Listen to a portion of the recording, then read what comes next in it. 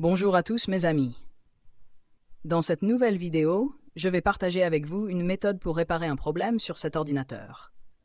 Le propriétaire de cet appareil a soudainement remarqué de la fumée qui en sortait.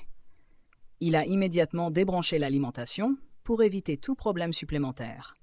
Très bonne réaction de sa part. Voyons cela de plus près. Au départ, l'ordinateur ne semblait pas fonctionner correctement. Je vais l'ouvrir et examiner l'intérieur.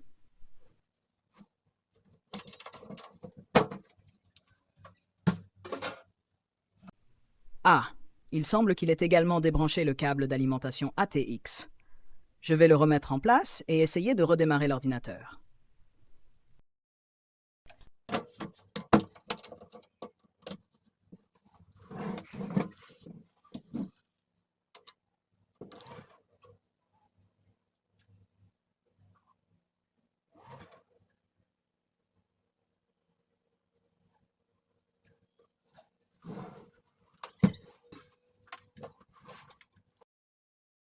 Oh, regardez! L'appareil fonctionne maintenant normalement et les données s'affichent sur l'écran. Mais attendez une seconde. Il doit bien y avoir une raison à cette fumée que le client a remarquée. Nous devons examiner cela de plus près.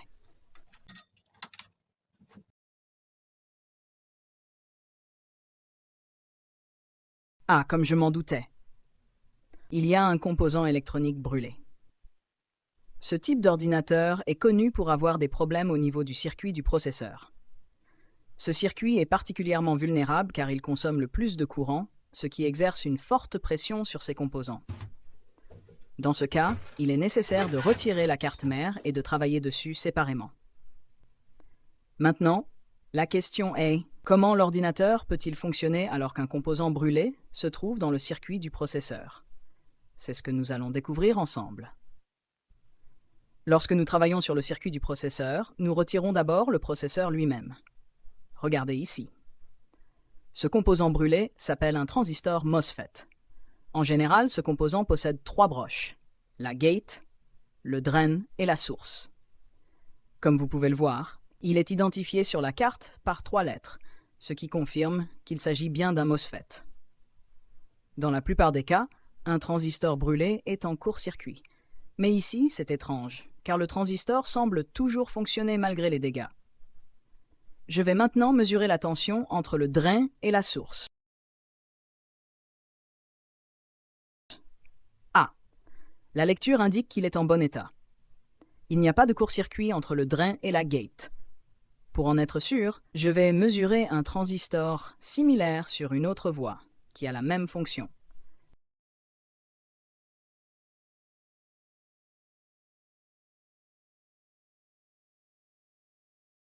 Comme vous le voyez, les lectures sont presque identiques.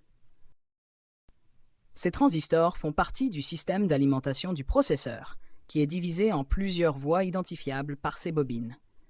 Ici, bien que le transistor fonctionne, il semble avoir été exposé à une chaleur excessive, ce qui a causé ce problème. Dans ce cas, il doit être remplacé, car il pourrait provoquer un court-circuit à tout moment.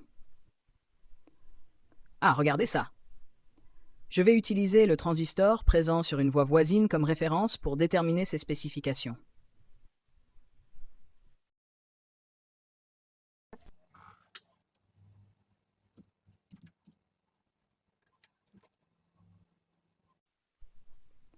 Comme vous pouvez le constater, il s'agit d'un transistor de type N-channel. Vous pouvez trouver des alternatives à ce transistor sur des sites comme AliExpress. Je mettrai également un lien dans la description de la vidéo pour vous diriger directement vers ce composant.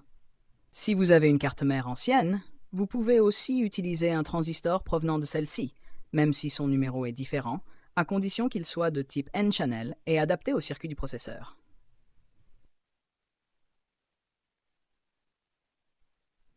Maintenant, passons à l'étape de retrait du transistor brûlé. Je vais utiliser une substance spéciale pour faciliter son retrait.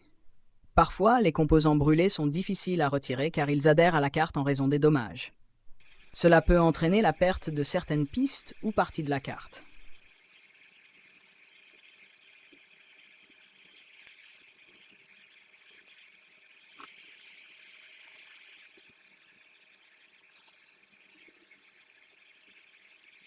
Ah, comme prévu, le retrait du transistor a causé une petite perte de piste. Pas d'inquiétude, c'est pas très grave.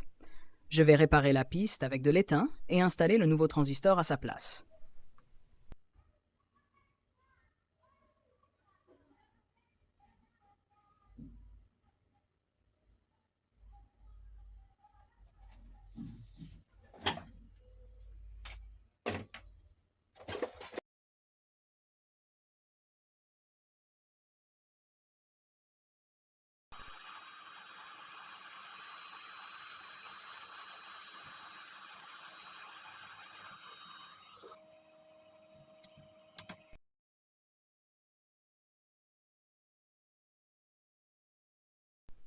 Une fois installé, je vérifierai qu'il n'y a pas de court-circuit sur les broches du transistor.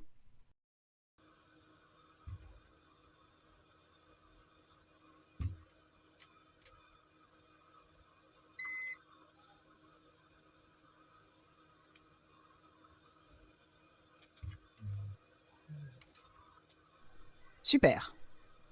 Tout semble correct. Maintenant, je vais remettre la carte mère en place et effectuer un test final.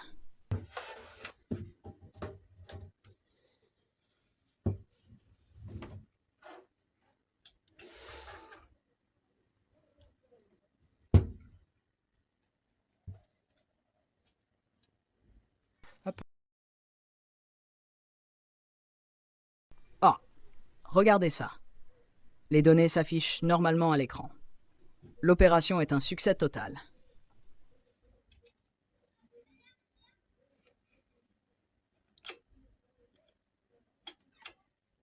Comment migrer OS vers SSD? De nos jours, de nombreuses personnes migrent leur système d'exploitation vers SSD pour profiter de la vitesse de fonctionnement rapide du SSD ou remplacer l'ancien disque dur par un plus grand. Eh bien, comment migrer un système d'exploitation vers un SSD? En utilisant Minitool Partition Wizard Free Edition, les utilisateurs peuvent migrer le système d'exploitation vers SSD en quelques clics. Le processus de migration de Partition Wizard détruira toutes les données du disque cible de l'utilisateur, de sorte que les utilisateurs ont intérêt à transférer les données vers un autre périphérique ou à faire une sauvegarde à l'avance. Cependant, cela n'a aucun effet sur les données du disque d'origine. Si votre ordinateur portable ne dispose que d'un seul emplacement SSD, vous pouvez utiliser un convertisseur USB vers SSD pour connecter le SSD cible à votre appareil via le port USB. Cependant, si vous ne disposez pas d'un tel convertisseur, vous pouvez connecter un disque dur externe avec suffisamment d'espace pour contenir le système d'exploitation et copier le disque système sur ce disque dur externe à l'aide de copier le disque. Ensuite, vous pouvez retirer l'ancien SSD de votre ordinateur portable et installer le nouveau. Étape 1. Lancez Minitool Partition Wizard pour accéder à son interface principale. Le lien pour télécharger le programme se trouve dans la zone de description de la vidéo. Étape 2. Cliquez sur l'assistant de migration OS vers SSD HD depuis le panneau d'action de gauche. Étape 3. Choisissez une méthode appropriée pour migrer le disque système et cliquez sur Suivant. Option A pour remplacer le disque système. Tout d'abord, sélectionnez le disque cible sur lequel migrer le disque système et cliquez sur Suivant. Ensuite, choisissez une option de copie. Ou encore, les utilisateurs peuvent modifier manuellement la taille de la partition en saisissant la taille exacte en mégas, gigas ou téra. Aligner les partitions avec une capacité de 1 mégaoctet pourrait aider à améliorer les performances des disques SSD et des disques de format avancé, donc il est recommandé de vérifier si de tels périphériques sont utilisés par les utilisateurs. En cochant « Utiliser le tableau de partition GUI pour le disque cible », il est possible d'utiliser tout l'espace du disque dur de plus de 2 téraoctets, mais le démarrage UEFI doit être activé sous BIOS. Minitool Partition Wizard Edition gratuit ne prend pas en charge la migration d'OS sur un disque MBR en utilisant la table de partitionnement GUI pour le disque cible.